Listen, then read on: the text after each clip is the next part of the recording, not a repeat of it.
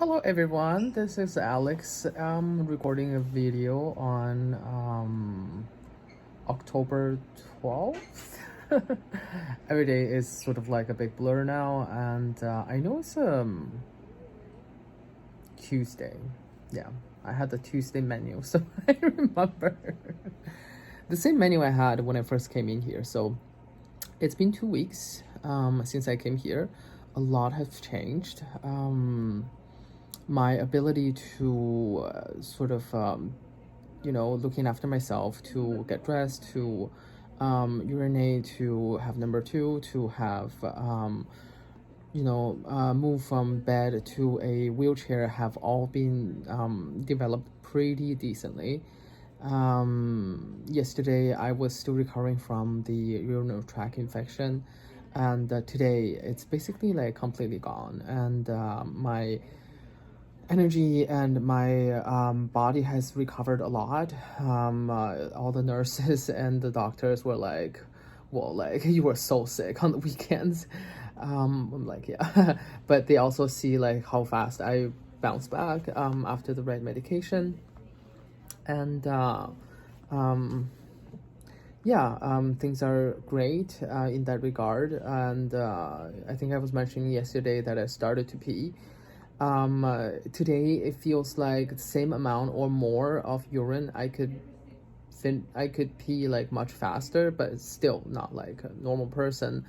It still leaks a little bit, and I every day I spend most of the time I spend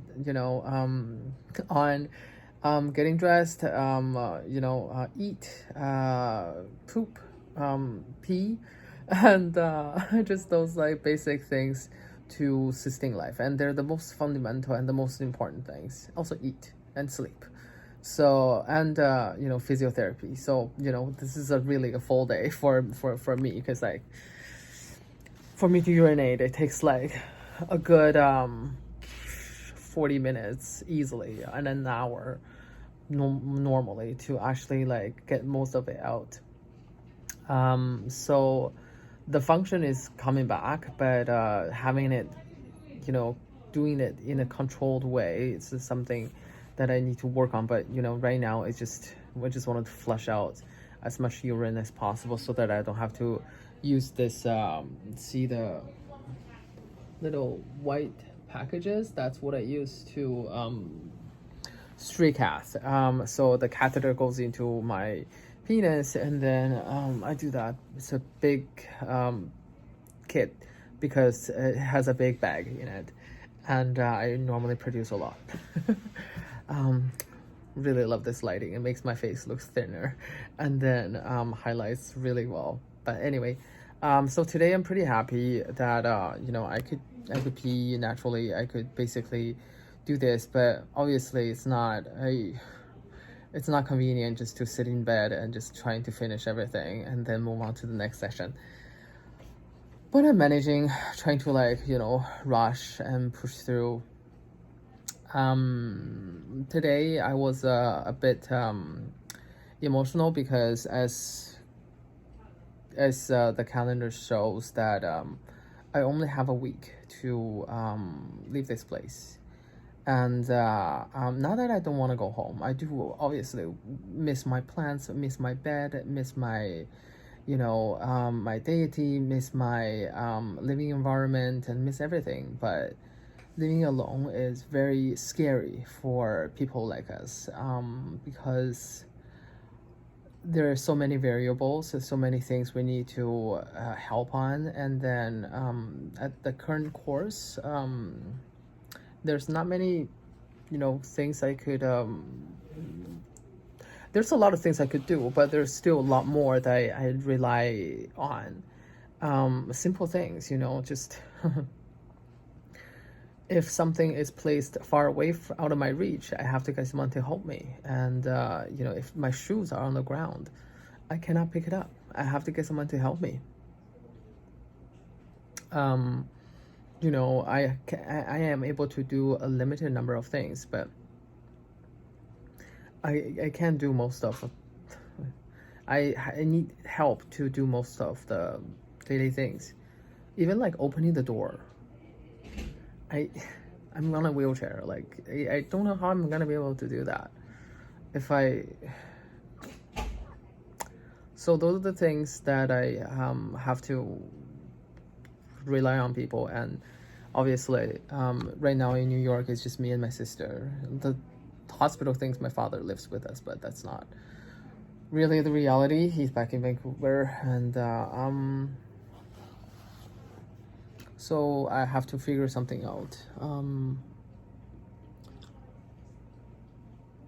So that scares me.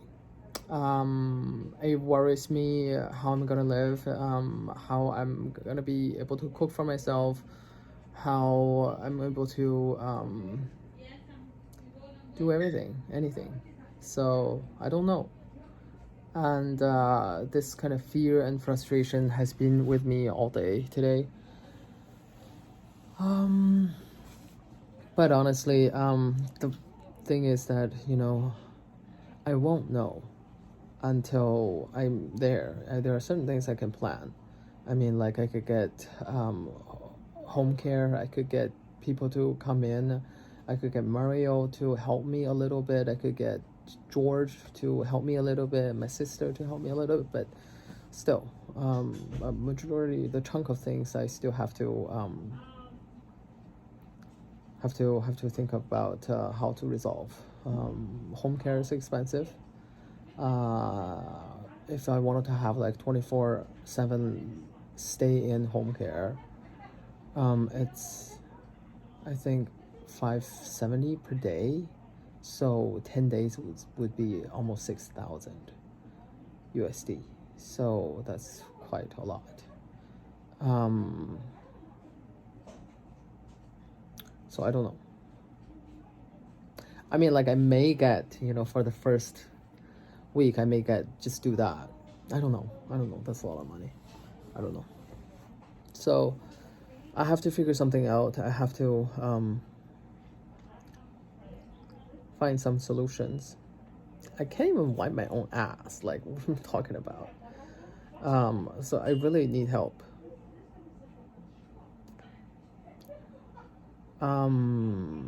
But when I was having this sort of like emotional roller coaster, it wasn't, like, oh my God, I can't do this anymore.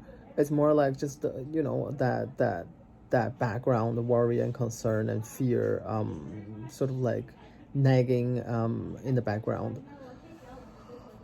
So I try to breathe. I try to use Rowan's, my spiritual coach's breathing exercise, which is inhale through the nose, exhale through mouth, and slowly exhale with 25 counts or more.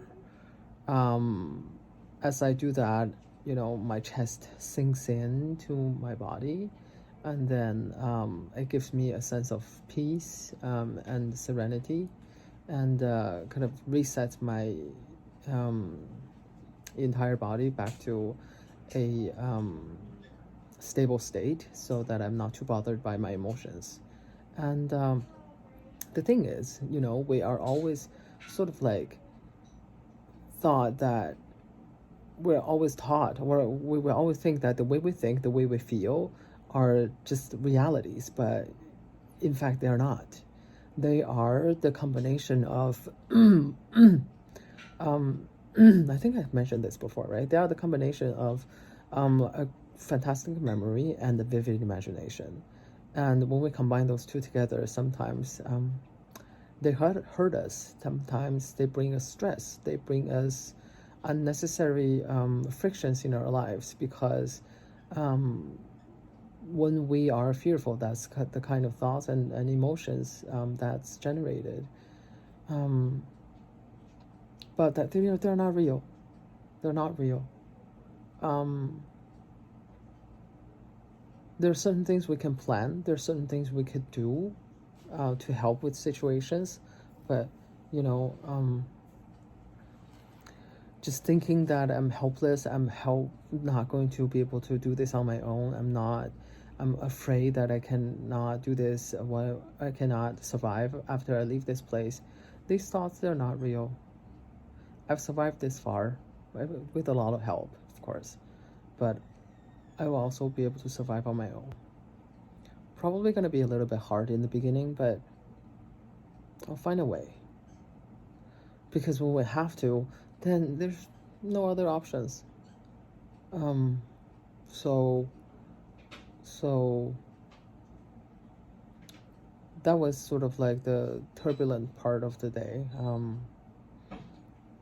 But honestly, like my body's recovering really well. My range of motion is getting better and better, and I'm able to pee. I no longer have the fever. So like these are the things that I'm just should be so grateful for. But all I can focus is on the fact that I'm going to live alone. I'm so worried and I feel helpless. I just celebrate more about the things I have, not to worry about the things that I don't.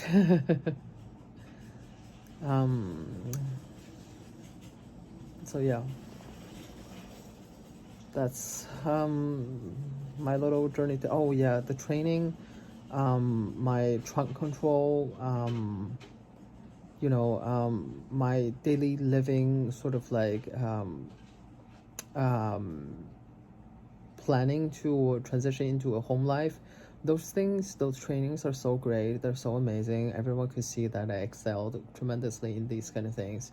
And the people that they love working with me because, first of all, my case is not, like set in stone. The things that I'm potentially able to do is sort of like everything is up in the air. So it's always great to see something potentially possible to take place.